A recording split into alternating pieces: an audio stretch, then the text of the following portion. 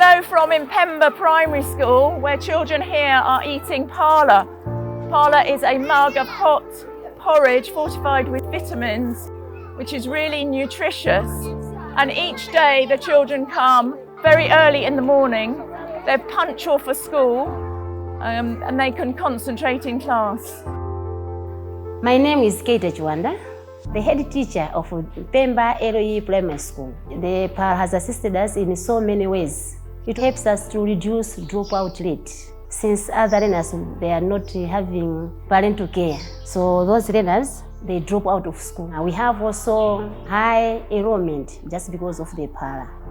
It has also assisted us to have our learners for efficient learning. This is our 10th year at working in Impemba Primary, and we've served over 4 million meals here and at other primary schools in these poor rural communities. Once you recognise that the most effective and most sustainable way of eradicating poverty is through education, like us were 10 years ago, you're just completely shocked when you see schools with not even the most basic of teaching resources. Classrooms, roofs over their head, textbooks, exercise books. 150 children sat on stones under a tree. Now that tree shaded them a little bit, but it can get really hot. When you see the teachers struggling with this lack of resources, when you see the students, how hard it is to learn, your heart really goes out for them. And that was where the need for more classrooms and the libraries in Impemba School came from. And thanks to your generosity, back in 2014, we were able to build 2 more classrooms and a library. And that library was transformational because good written and spoken English is actually a game changer in terms of the type of jobs you can get in Malawi. At Impemba Primary School, we have so many learners. Our enrollment is almost 1,224 learners. Our infrastructure, they are not enough. Many learners are learning outside. That makes their learning to have so many challenges. For example, if it's a rainy season, that means we release them. So with the coming of this block, it will really assist our learners.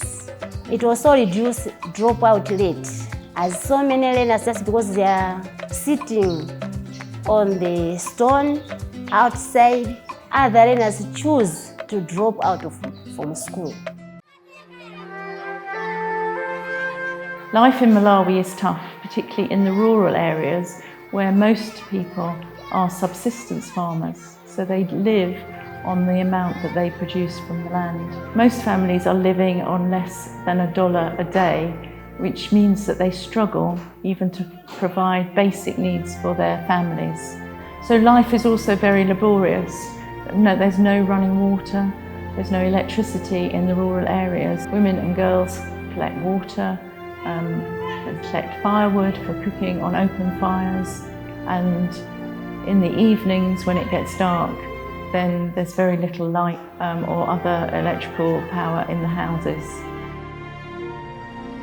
This causes high dropout in primary schools. As children reach adolescence, they're required to either be at home looking after younger siblings, or out going to the market, or getting sand from the river, so that they are doing piecework, earning a little bit of money to contribute to the family. They start doing that and then eventually they get behind in their studies and drop out.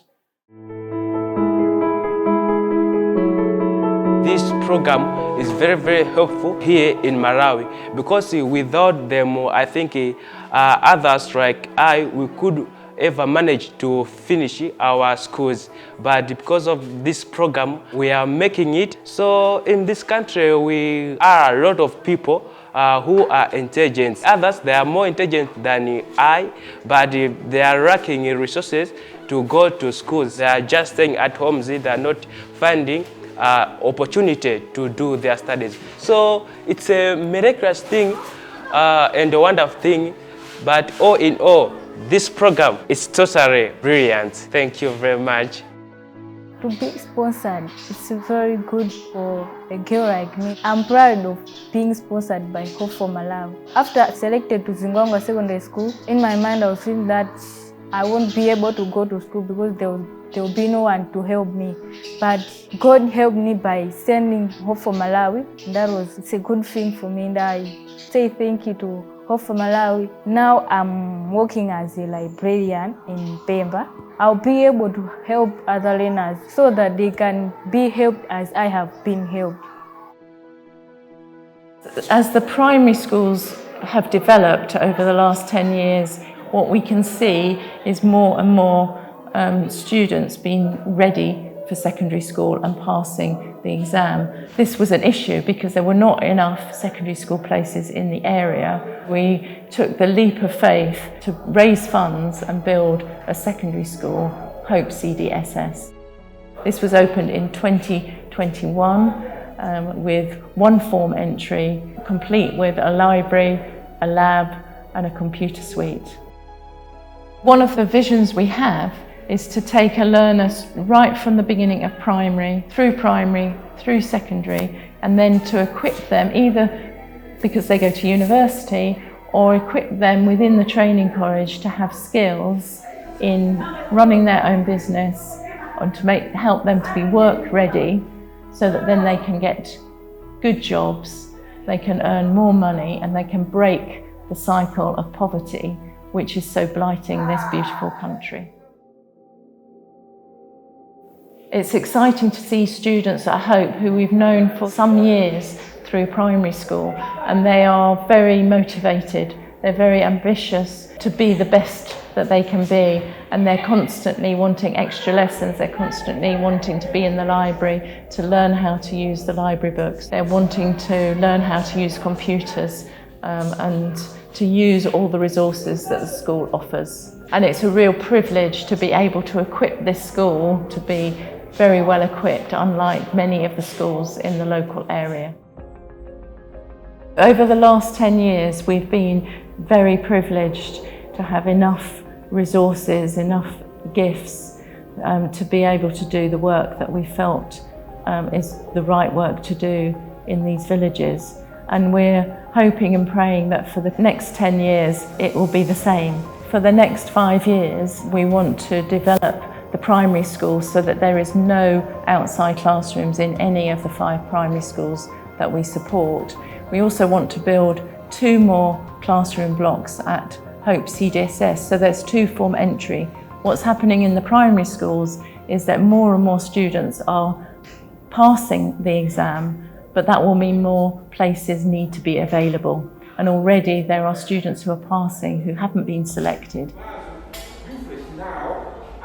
And if we think about the future for people who complete their secondary school education, a very small number, about 3%, actually get sufficient marks to go to university. One of the key areas we're going to focus the new skills centre on is actually those getting ready for work, whether it's work as an employee for someone else or running your own small business.